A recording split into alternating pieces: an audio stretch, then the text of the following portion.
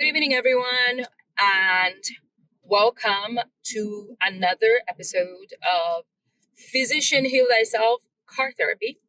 If the gods of the algorithms got you to this video for the very first time, my name is Veronique. I am a first year general surgery resident. I am an osteopathic physician. I am an active duty military captain, and I am a wife to a highly esteemed husband.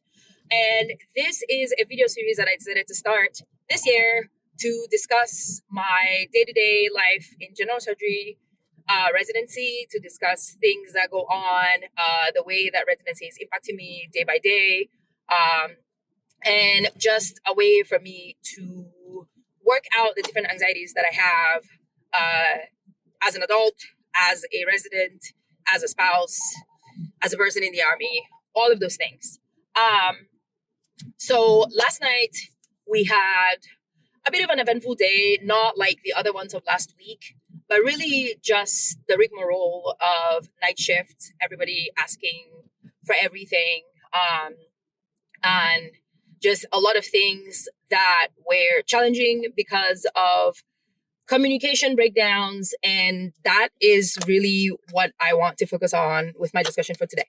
Okay, so I know that I've talked about this because for the past week and a half, I've been on overnight, since the beginning of January. I started my overnight shift, and I've mentioned that on overnights, obviously, there are not that many people in the hospital. Our personnel is thinned out, like resources are on standby, but not like readily available. Things take a little bit more time to get to people, to get to us. We take a little bit more time to like go to patients and do things because there's not that many hands for way too many people. So on in my program, night shift, night float, we have three individuals. We have an intern, we have a mid-level, and then we have a chief. In addition to that, we have the trauma folks who are there to support. But of course, my hospital is in Philadelphia. Philadelphia is a big city. There is always trauma. Like, it's inevitable that somebody will get shot, get hit by a car, fall over themselves. Something will happen, and the trauma people are usually busy, so we kind of don't involve them on the events of overnight unless we're absolutely slammed or all of us are in the operating room, and vice versa. Like, they don't need us unless they're absolutely slammed.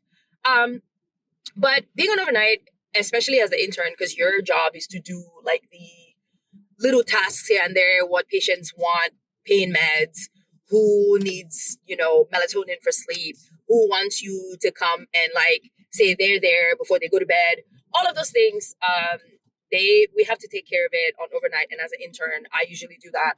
And something that I noticed over the last few days is when we talk about communication, and you know how like when you ask a couple that has been married forever and they're like, oh, what's the secret to like 45 years of marriage? And they say communication is key. That works literally in every single sector of life, including in the hospital. One of my frustrations that I have had on overnights in the last week and a half is sometimes people don't communicate, under communicate, over communicate, or just miscommunicate. And you have to end up like fishing through things, which take up time, which like, especially as I mentioned, I am currently, I think, 19 days away from our first like intervisioning exam. And my hope had been that, I could get through like just reviewing the last shreds of things that I needed to. This is not going to be an exam that I think I will excel in because there's just way too much to learn. And I struggle just with like sitting down and studying. I have the attention span of a housefly. So it takes a little bit of time. I thought maybe on overnights, like maybe I'll get pockets of time here and there to do questions, to do all of this. And some days we're lucky. Some days I get to do some days we're not. And I think especially for like yesterday, one of the things that happened is you have folks that give you information that you either don't need or don't give you information that you actually need. I'll give you a couple examples. There is a we have a nurse on one of our overnights that does this thing where they would report vital signs for patients. Like every single time that this nurse is on, they will send a message with vital signs for the patients at least 3 or 4 times in the night. 2 days ago, when the first time that they did it, I looked at the vitals and I was like, everything here seems fairly regular. I don't know why this person's messaging me. So I messaged them back and I said, hey, why are you sending me vitals? They didn't respond. So I sent them a second message and I said, there is an order in this patient's chart about the parameters for vitals that you need to report to the physician.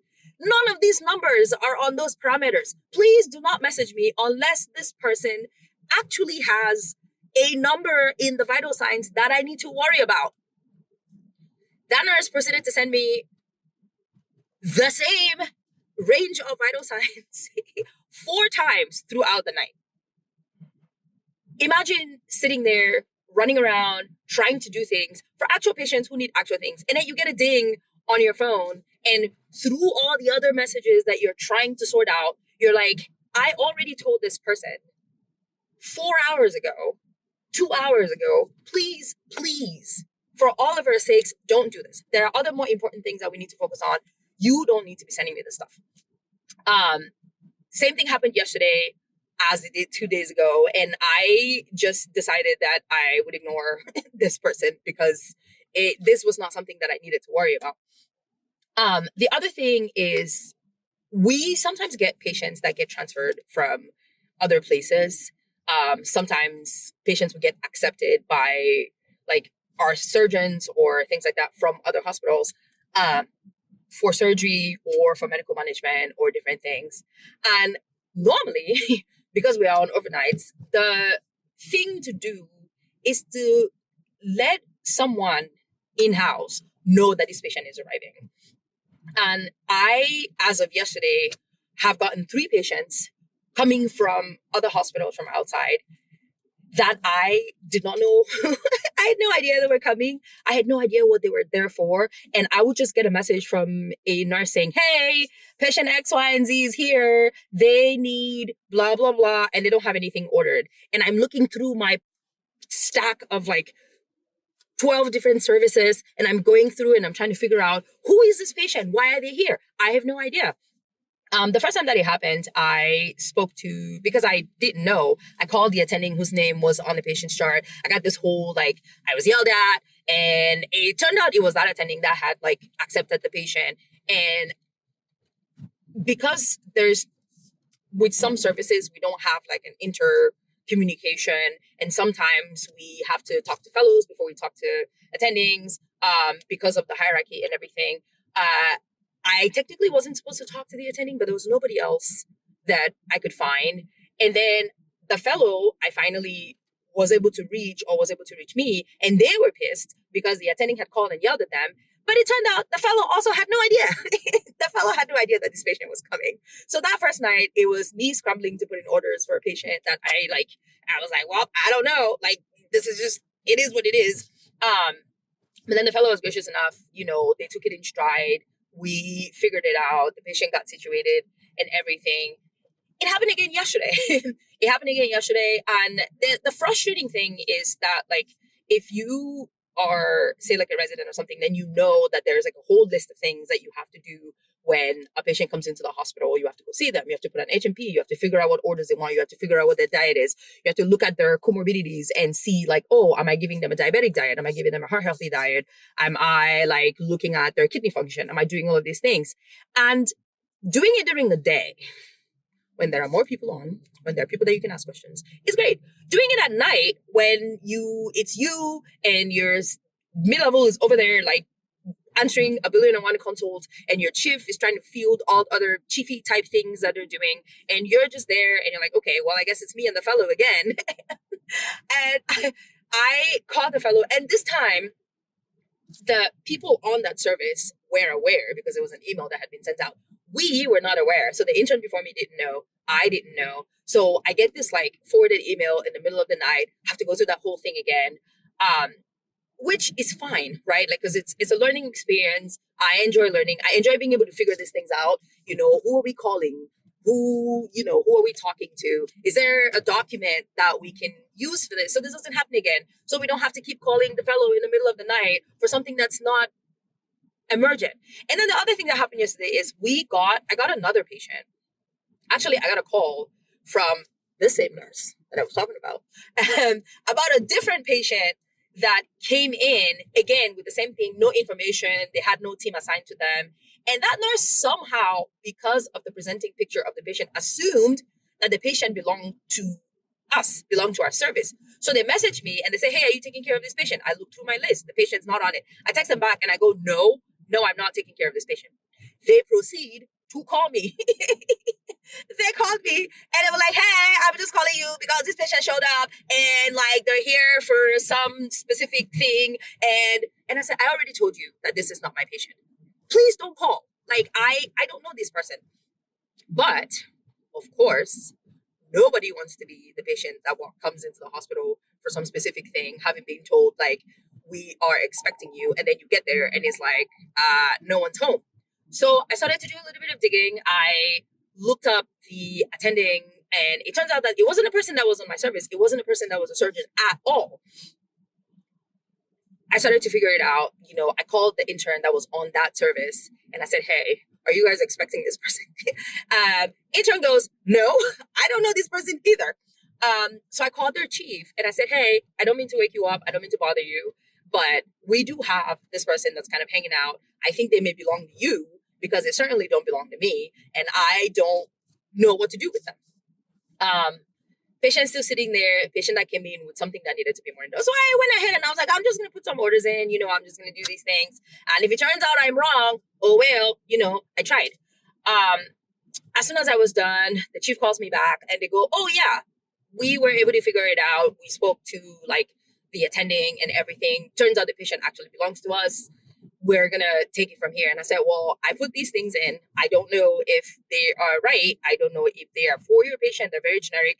Please adjust accordingly. And everything went well. It wasn't a big deal. It just took time away from the things that I was supposed to be doing. That was the first part of like the communication thing. The other thing that happened was sometimes in the hospital, we have different protocols for different things, right? Like especially for patients who are kind of going down, so to speak. Like if you see a patient that was like alert and spry and like doing really well, and then all of a sudden you come and talk to them and they're like, something is wrong.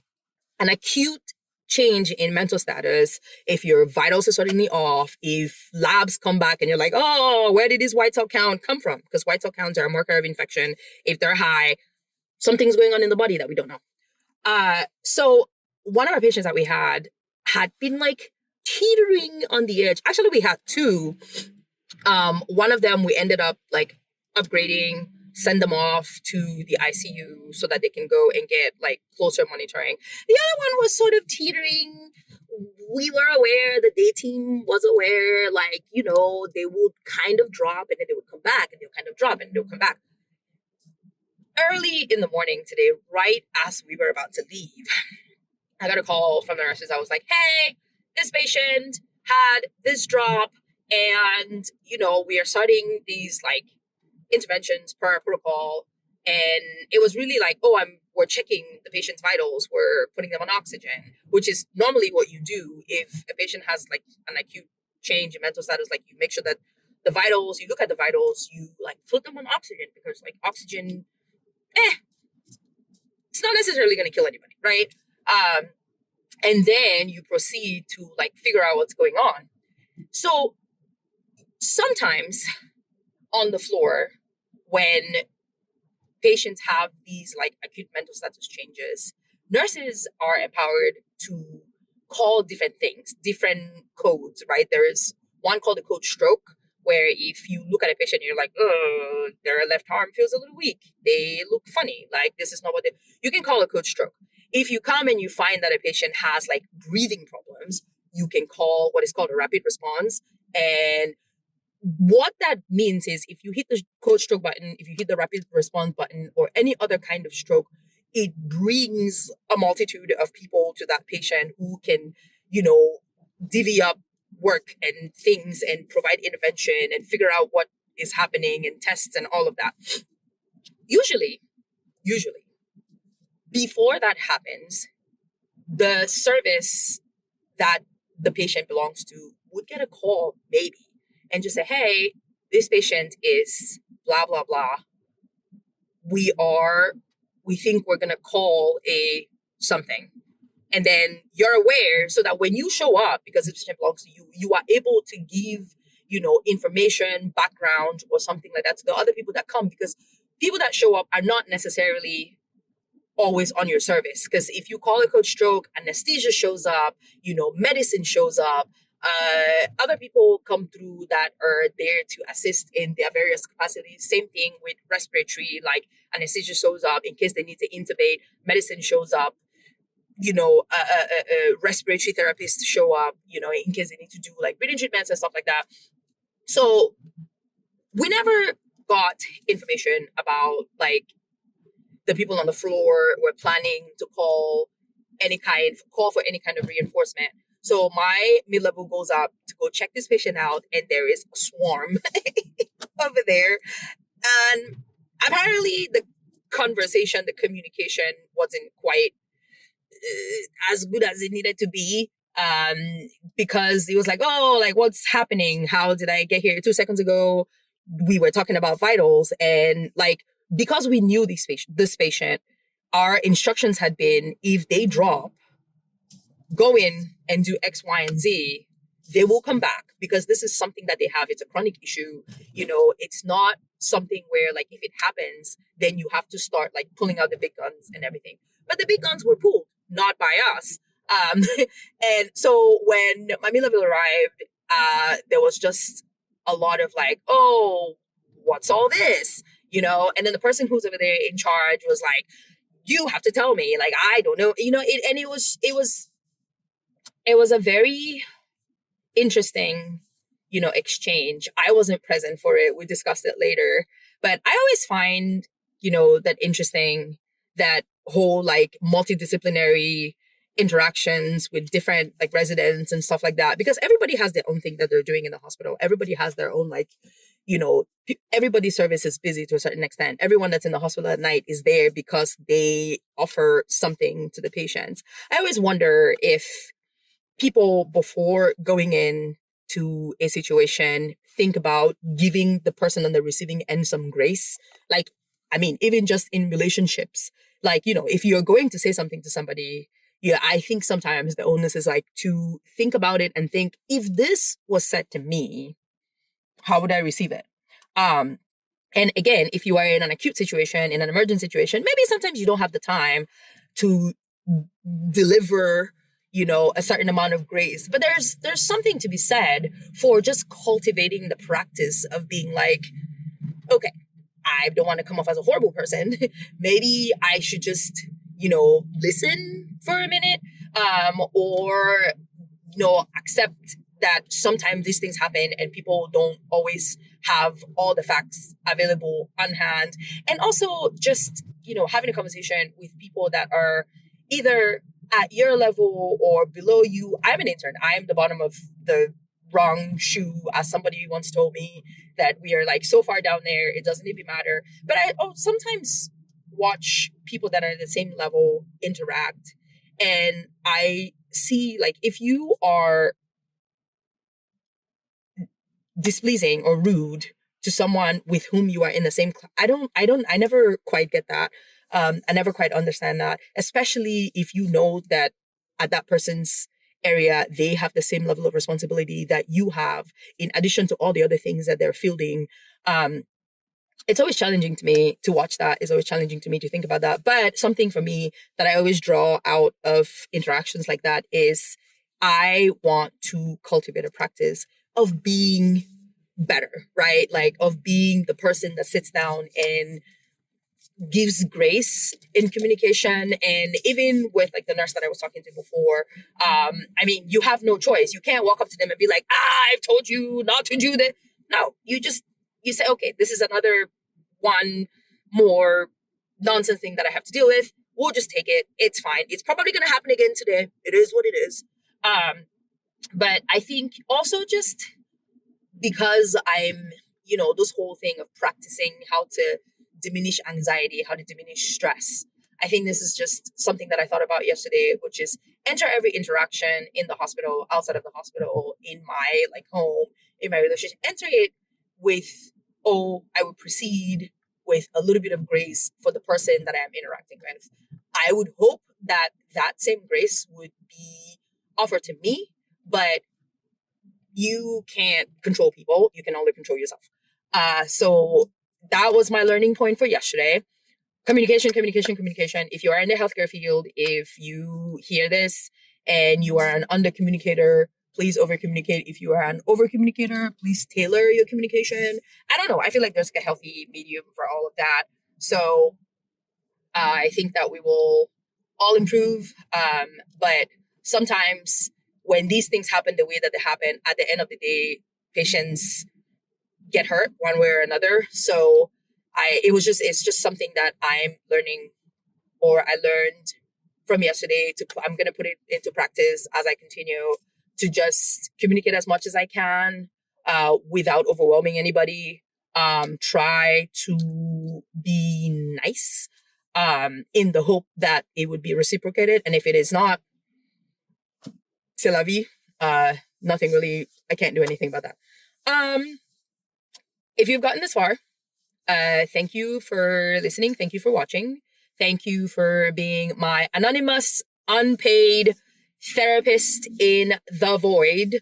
And I hope you have a wonderful Tuesday evening. I hope you have a stress-free, anxiety-free day, night, if yours is starting, if yours is ending. And I will see you in the next video, hopefully with a lot less stressful information to divulge. Bye.